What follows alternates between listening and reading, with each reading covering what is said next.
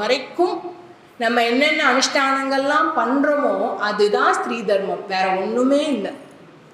ஏன் அதிகாலையில் எழுந்துக்கணும் அப்படின்னா, நம்ம அதிகாலையில் சூரிய பகவானுக்கு முன்னாடி எழுந்துக்கிறச்சே இந்த எனர்ஜி, அந்த ராத்திரி அந்த பகல் அந்த சேர்றச்சே வர்ற அந்த எனர்ஜி, சூரிய பகவான் வர்றதுக்கு முன்னாடி இருக்கிற அந்த எனர்ஜி நமக்குள்ள பாசிட்டிவ் வைப்ரேஷன்ஸை நிறைய கிரியேட் பண்ணுறதுன்னு இன்னைக்கு சயின்ஸ் எல்லாம் சொல்லின்னு இருக்கு. அந்த காலத்தில் சயின்ஸ் சொல்லியிருக்குன்னு சொன்னால் நம்ம மாட்டு பெரியவாள்லாம் கேட்க மாட்டா. நம்ம அம்மாவோ பாட்டியோ கொள்ளு பாட்டியோ சயின்ஸில் இந்த மாதிரி சொல்லியிருக்கான், கையெலும்பிக்கணுமா, சானிடைசர் போட்டுக்கணுமா, கிருமி நாசினியான்னு சொன்னால் தூரப்போ அப்படின்ட்டு போயிடுவா. ஆனால் அவளுக்கு வந்து தர்மசாஸ்திரத்தில் சொல்லியிருக்குன்னா அதை பிரமாணமாக எடுத்துட்டு பண்ணுவாள். அதனால அந்த காலத்தில் எல்லாத்தையும் சாஸ்திரத்தோடவே சேர்த்து வச்சா. ஆனால் இன்னைக்கு இருக்கிற குழந்தைகளுக்கு நம்ம என்ன சொல்ல வேண்டியிருக்குன்னா, எல்லாத்தையும் சயின்ஸோடு சேர்த்து சொல்ல வேண்டியதாக இருக்குது. இது முதல்ல நம்ம புரிஞ்சுக்கணும். காலத்துக்கு ஏற்ற மாதிரி நம்மளோட அணுகுமுறை முறையை மாற்றிக்கணுமே தவிர விஷயத்தை மாற்றிக்கக்கூடாது. விஷயம் ஒன்று தான், தாத்பரியம் ஒன்று தான். ஆனால் அதை சொல்லக்கூடிய விஷயம் ஒன்று, ஆனால் அதை சொல்லக்கூடிய விதம் மட்டும் வேறு. ஆக காலையில் எழுந்துட்டோன்னா நமக்கு இப்போ பாசிட்டிவ் எனர்ஜி கிடைக்கிறதுன்னு சொன்னால் இப்போ இருக்கிறவா எழுந்துப்பா. இல்லை காலையில் நீ எழுந்துக்கணும், தர்மத்தில் சொல்லியிருக்கு, சாஸ்திரத்தில் சொல்லியிருக்குன்னு அதை பண்ண மாட்டான். அப்போ நம்ம யாருக்கு எப்படி சொன்னால் அவள் கடைப்பிடிப்பாளோ அப்படி நம்ம சொல்லி தான் நம்ம வந்து அவளை வந்து அனுகிரகம், அவளுக்கு பகவானோட அனுகிரகம் பண்ணுறதுக்கு நம்ம காரணமாக இருக்க வேண்டியதாக இருக்குது. காலையில் எழுந்து சாணம் தெளிக்கிறது தான் வேலை. அந்த காலத்தில் ஆகம் நன்னா இருந்தது. ஆற்றுல கொல்லைப்பக்கு பின்னாடி பசுவை வந்து நன்னா வளர்த்துன்றா, சம்ஸ்காரம் பண்ணிட்டு இருந்தா. இன்றைக்கி அதெல்லாம் இல்லை, ஆகமே இருக்க மாட்டேங்கிறது. அப்பார்ட்மெண்ட் வாசியானா நம்மளாம் ஆயின்னு இருக்கோம். ஆனால் அப்பார்ட்மெண்ட்டாக இருந்தாலுமே ஆகம்னு ஒன்று இருக்குது, வாசல்னு ஒன்று இருக்குது, அதுக்கு கோலம்னு ஒன்று போடலாம் இல்லையா? உடனே என்ன சொல்வா, கோலம் போடுறதெல்லாம் எனக்கு டைம் கிடையாது, ஸ்டிக்கர் வாங்கி நன்னா ஒட்டி வச்சுருக்கேன், அது பார்த்துக்கும். 8 புள்ளிக்கோலம், 12 புள்ளிக்கோலம், 50 புள்ளிக்கோலம் ஸ்டிக்கர் கூட வாங்கி ஒட்டி வச்சுட்டுருக்கேன் அப்படின்பா. இப்போ அந்த ஸ்டிக்கர் மாதிரி நம்மளோட லைஃப்பும் ஸ்டிக் ஆகிட்டே தான் போகும். மேலே ப்ராக்ரஸ்க்கு போகாது, உயர்வுக்கு வந்து போகவே போகாது. அப்போ என்ன பண்ணலாம்? சாணம் பவுடராக கிடைக்கிறது, சாணமே கூட கிடைக்கிறது, எதுவுமே இல்லையா? ஆற்றுல கிச்சனில் மஞ்சப்பொடி இருக்கும். முதல்ல ஆற்றுல கிச்சன் இருக்கணும். இப்போல்லாம் ஆப்பில் வந்து போட்டு வாங்கிட்டு இருக்க காலமாக போயிருக்கு. அந்த டாப்பிக்கு நம்ம வருவோம். மஞ்சப்பொடி இருக்குது, நன்னா குழைச்சி கொண்டு வந்து வாசப்படிக்கெல்லாம் இட்டுட்டு கோலம் போடலாம். அது என்ன, நான் தான் கோலம் போடணுமா? ஏன் ஆற்றுல இருக்க வேற யாரும் கோலம் போடக்கூடாதா? கோலம் போடுறதுக்கு பின்னாடி ஒரு சயின்ஸ் இருக்குன்னு சொன்னால் உடனே எல்லாரும் நாளைக்கு காலையில் பாருங்கள், எல்லா ராத்து வாசல்லையும் கோலம் சூப்பராக இருக்க போகிறது. கோலம் தெரிஞ்சவாளுக்கு கம்ப்யூட்டர் சயின்ஸும் மேத்தமெட்டிக்ஸும் நல்லா வரும்.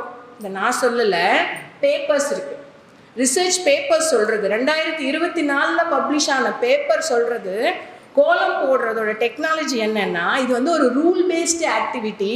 It is based on lattice method of data visualization. டேட்டா விஷுவலைசேஷன்றது கம்ப்யூட்டரில் இருக்கிற ஒரு பெரிய டாபிக். இது அதில் என்ன, அதோட அமைப்பு எப்படி இருக்கும்னு பாருங்கள். கோலத்தோட அமைப்பு என்ன? இது வந்து regularly spaced array of points. புள்ளி வைக்கிறோம் இல்லையா, அந்த புள்ளி வைக்கிறதோட தாத்பரியம் கரெக்டாக என்ன பண்ணுவா, மாமி கோலம் போட்டுருச்சே ஒரே அளவாக அந்த ஸ்பேஸ் 2 புள்ளிக்கு நடுவில் இருக்கிற அந்த ஸ்பேஸ் ஈவனாக இருக்கும், ஒரே மாதிரி இருக்கும். அதனால regularly spaced array of points. அரேனா வந்து வரிசையாக வைக்கிறது, அதுக்கு பேர் தான் அரே. கம்ப்யூட்டர் சயின்ஸில் அது அரேன்னு சொல்லுவாள். அதை வந்து நீங்கள் ஆர்த்தோகோனலாக, டயகனலாக, சைடில் ஸ்ட்ரெயிட் லைனு, இந்த கிரிட்டுன்னா என்னென்னா 3x3 6x6, இதுக்கு பேர் வந்து கிரிட்டுன்னு சொல்லுவாள். சமமாக இருக்கிறதுக்கு பேர். நீங்கள் ஆர்த்தோகோனலாகவும் கோலம் போட்டுக்கலாம், ஸ்ட்ரெயிட் லைனும் வரைஞ்சிக்கலாம், கிரிட்டாகவும் அங்கங்கே வச்சுக்கலாம். இதுக்கு பேர் என்னென்னா லூப்பிங் பேட்டர்ன்னு சொல்லுவாள். கம்ப்யூட்டர் சயின்ஸில் லூப்பிங் வந்து, கம்ப்யூட்டர் சயின்ஸ் தெரிஞ்சவாளுக்கு இது ரொம்ப நல்லா புரியும். லூப்பிங் பேட்டர்ன் இருந்தால் மட்டும்தான் ஒரு ஒர்க்கை வந்து திரும்ப ஐட்ரேட் பண்ண முடியும், ரீஐட்ரேட் பண்ண முடியும்.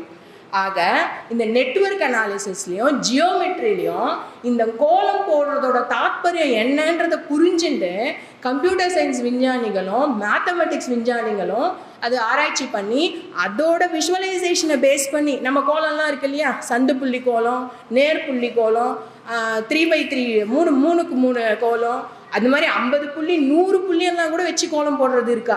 ஆக இந்த கோலம் போடுறதுக்கு பின்னாடி இருக்கிற அறிவியல் என்னன்னா மேத்தமெட்டிக்ஸு, கம்ப்யூட்டர் சயின்ஸு, இதை ஆராய்ச்சி பண்ணி நம்மளோட கோலத்தை போட சொல்லி அந்த கோலம் என்ன பேட்டர்னில் இருக்குன்னு அனலைஸ் பண்ணி அதுக்கு இவ தியரி எழுதி வெளிநாட்டுக்காரன் வந்து காப்பிரைட் வாங்கிட்டு போயிட்டு இருக்கா.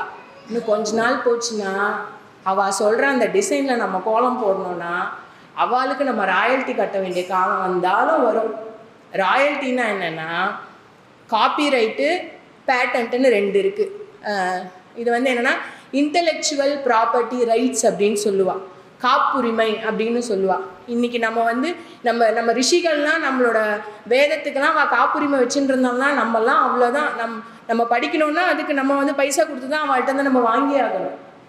இந்த மாதிரி அவள் என்ன பண்ணிட்டு போயிடுவா, யார் இதை கண்டுபிடிக்கிறாளோ வெளிநாட்டுக்காரா கண்டுபிடிச்சிட்டா அப்படின்னா அவள் பேட்டன்ட்டோ ஒரு காப்பிரைட்டோ வாங்கிட்டு போயிடுவா. அந்த விஷயத்தை நம்ம பயன்படுத்தணும்னா நம்ம வந்து காசு கொடுத்தாகணும்.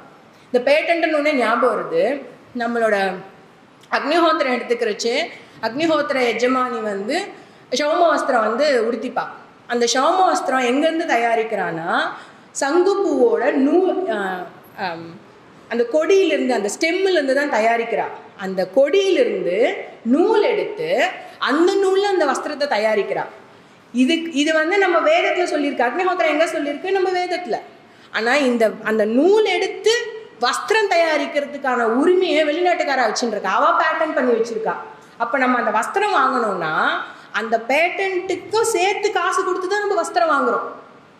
எப்படி இருக்குது நம்ம தர்மம்? நம்ம காசு கொடுத்து நம்ம திருப்பி பயன்படுத்திக்க வேண்டியதாக இருக்குது. இது எப்படின்னா இப்போ வந்து இது என்னோடய ஃபோன் தான், இதை நானே பயன்படுத்தணும்னா திருப்பி நானே காசு கொடுக்கணும். இது எங்கே போய் எடுக்கும்? இதே மாதிரி தான் மஞ்சளில் குர்குமின்னு ஒரு வேதிப்பொருள் இருக்குது. இதுதான் வந்து கேன்சரை வந்து ப்ரிவென்ட் பண்ணுறது. இந்த குர்குமினை பிரித்து எடுக்கிற அந்த டெக்னாலஜி வெளிநாட்டுக்கார பேட்டன்ட் வாங்கி வச்சுட்டு இருக்கா. மஞ்சள் நம்ம காலங்காலமாக நம்ம சமையலில் பயன்படுத்தின்னு இருக்கோம். வேப்பலை ஆன்டிபயோட்டிக்கு, உடம்பு சரியில்லைன்னா ஒரு அடிபட்டுருச்சுன்னா உடனே வேப்பலை எடுத்து பூசுவா. அந்த வேப்பிலைக்கு அந்த ஆன்டிபயோட்டிக் ப்ராப்பர்ட்டிஸை பிரித்து எடுக்கிறதுக்கான பேட்டன்ட்டை வெளிநாட்டுக்கார வாங்கி வச்சுட்டு இருக்கா. இப்போ நம்ம வேப்பிலையில் ஏதாவது ஒரு பொருள் வாங்கி பயன்படுத்தணும்னா அந்த க்ரீமுக்கும் சேர்த்து நம்ம காசு கொடுக்க வேண்டியதாக இருக்குது. அந்த ராயல்ட்டி நம்ம காசு கொடுத்து நம்ம வாங்கி பயன்படுத்தின்னு இருக்கோம். இதே மாதிரி போச்சுன்னா ஆற்று வாசலில் கோலம் போடுறதுக்கு வெளிநாட்டுக்காராளுக்கு நம்ம காசு கொடுக்க வேண்டிய நிலைமை வந்தாலும் வரும்.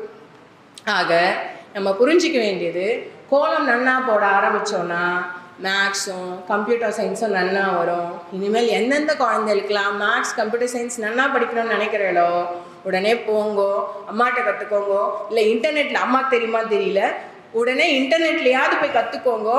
எவ்வளோ பெரிய கோலத்தை நீங்கள் போடுற